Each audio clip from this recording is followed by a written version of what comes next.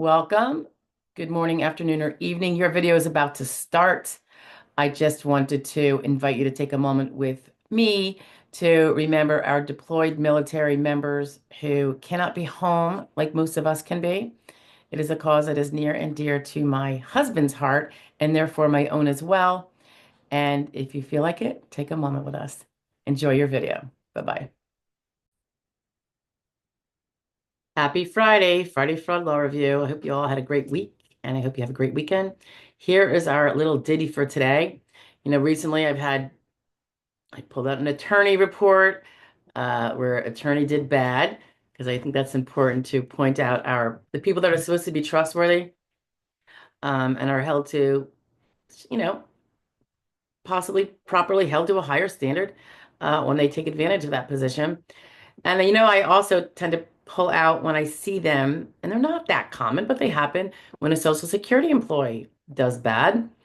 And I also kind of favor pulling out when someone from a different country uh, enters the United States physically or online and steals from people here or from the Social Security. So I do pick out the things that I believe are particularly interesting and egregious. But of course, we also have tons of domestic fraud as well from our very own people here.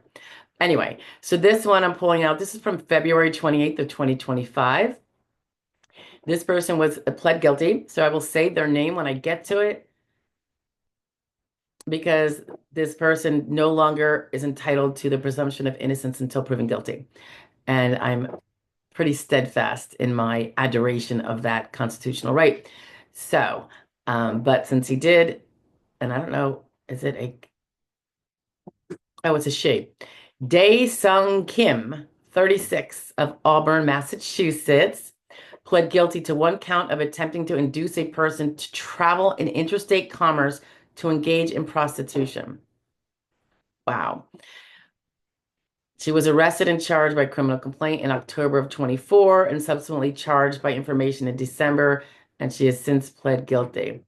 Wow. So she pled guilty the 27th of February of 2025 to attempting to persuade a Social Security beneficiary to cross state lines to engage in prostitution. So apparently in March of 2024, Ms. Kim, the not so nice Ms. Kim, handled an in-person visit at the Gardner SSA office from an individual seeking Social Security benefits after losing her job. After redirecting the individual to another SSA field office near her residence in another state, Kim called the individual using the phone number he obtained. Now it says he. Maybe it's not a she. Maybe he identified differently for a moment. I don't know. But it sounds like it's a he now. Um, oh, maybe the victim was a she. So Kim called the individual using the number he had obtained from the SSA's computer system. He indicated that he understood she was in a difficult situation and said that maybe they could work something out that would benefit them both.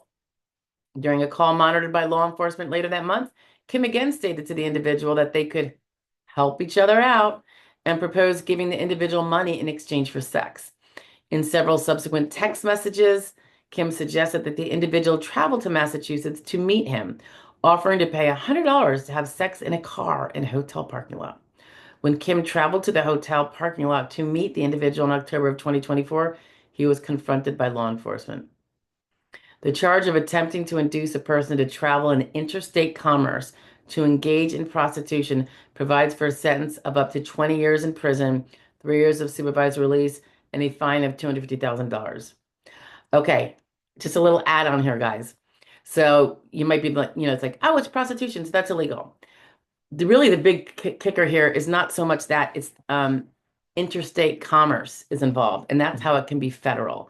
Generally, states make criminal laws, not the feds, with some exceptions.